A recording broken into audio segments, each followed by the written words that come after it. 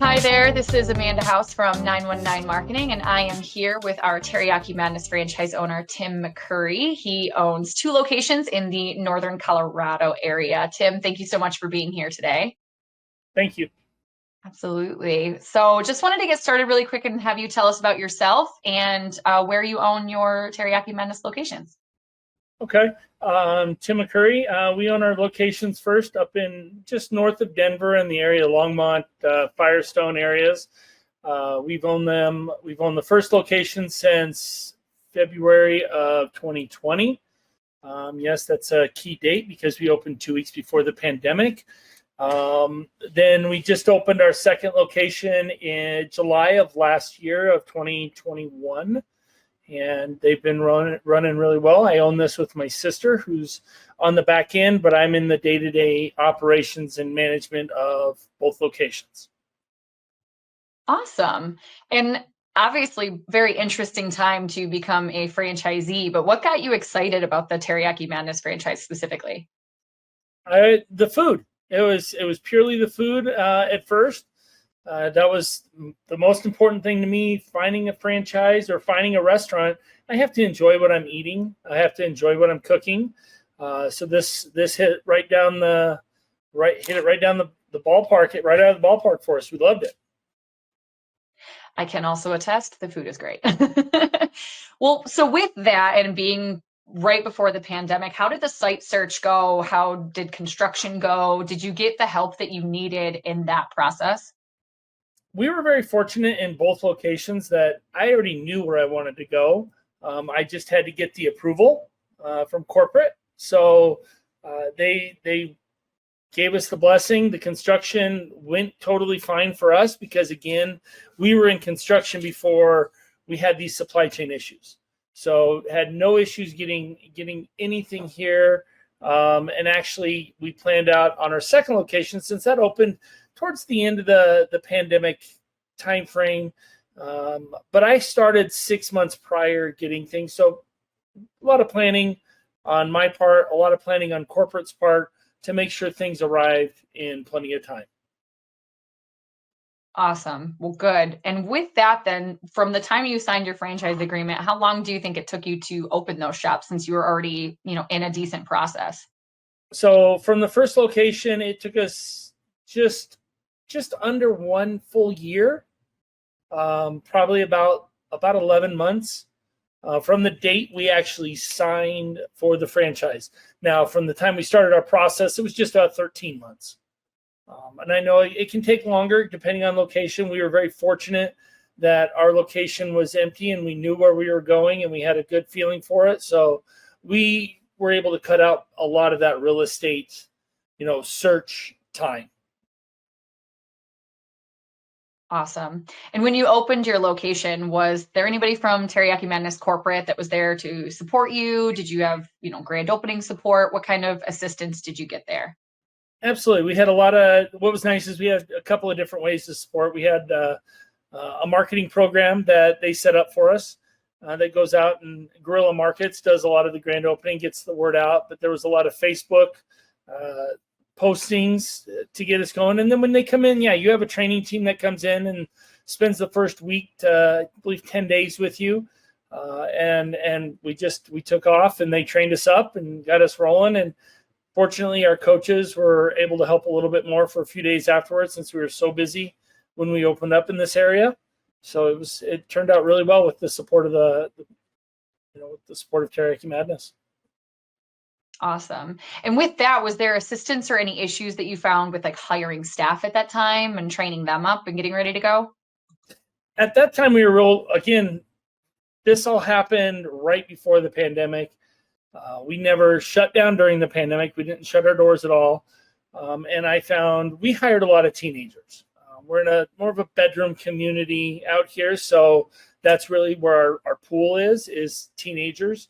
And I started off with 40 plus employees, and we're very, very, again, very lucky. It was a little bit harder opening the second location, finding the employees and finding the staffing, but we were able to get that one fully staffed. It's just, you got to plan ahead for that staffing. You got to overhire when you open your store. Speaking of that second location, you opened in record time from opening your first. What do you attribute that to? The first location and the way we set it up on the business side. So the business side, we set up a little bit differently, took no profits out of the store and kept the cash and got us set up. And we found a great location that we were waiting for. Someone went out of business and it was a second gen. So it saved us a considerable amount of money to open in a second generation location. And we were able to open it up and get going. Had my construction team already set up, had my architect already set up, and everything ready to go. Awesome. So with that then, do you have any plans on opening further locations? Do you have like a game plan of how many goals? What do you got? We have to do number 3 within 5 years. We're going to take this year and wait. We're going to let this year build, take another year break in opening. I would love to open a third one right away, but I want to do it with cash. I don't want to do my third location with a bunch of debt and start off that way. So we're going to wait and do it right.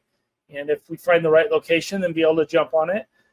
Then I'd love to have 5, 7 more eventually, maybe around the country. Who knows? But it's a great franchise. I don't know if I really have no desire to go looking for another franchise to broaden my portfolio.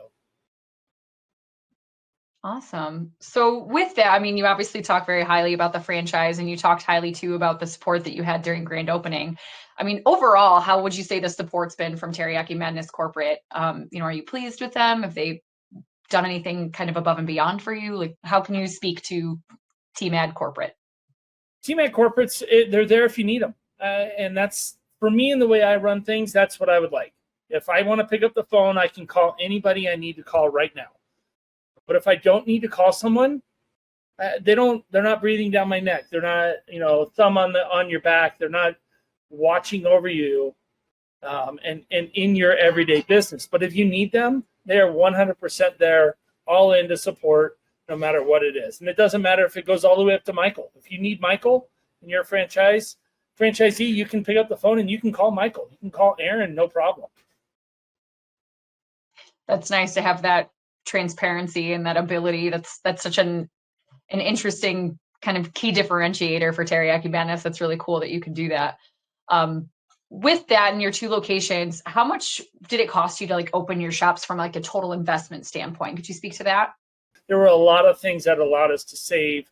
And what's really awesome is Teriyaki Madness lets you do that, and you can build your location around what's already existing.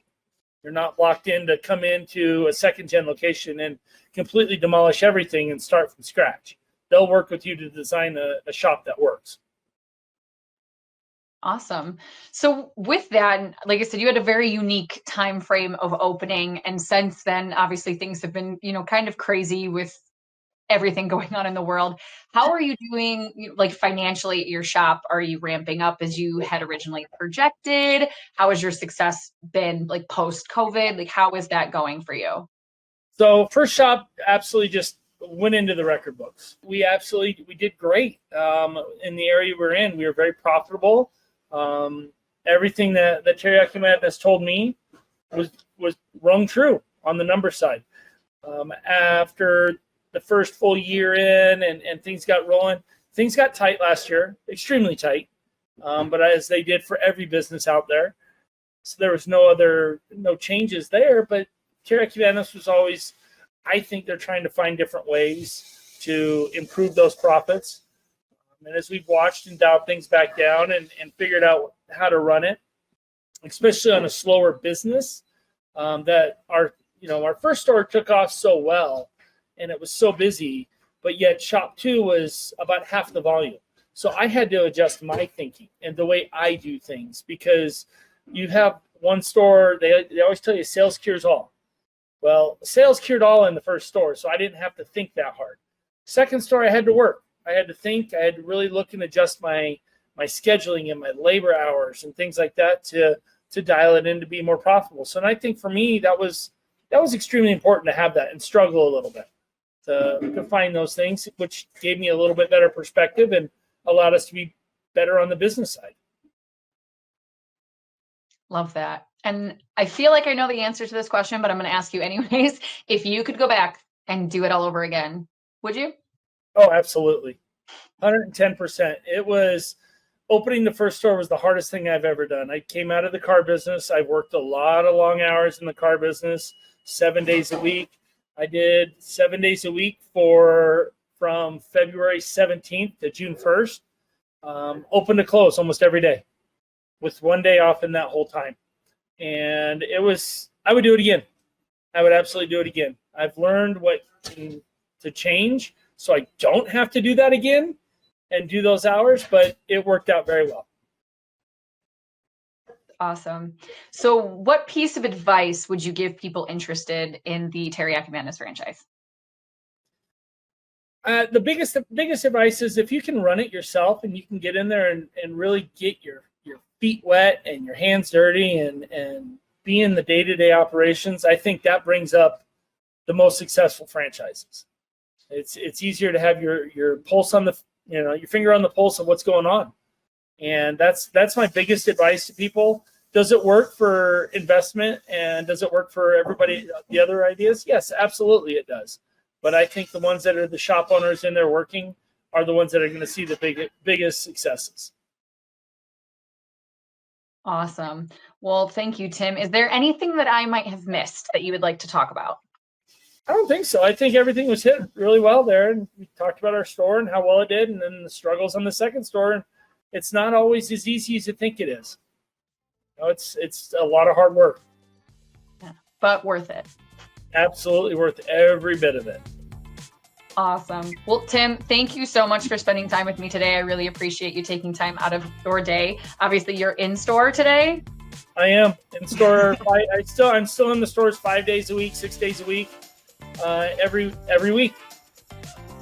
Awesome. Well, like I said, I really appreciate you taking time out of your day today to speak with us, and thank you for answering all of those questions. We really appreciate it. And that would be it for me today. Thank you again, and we'll talk to you soon.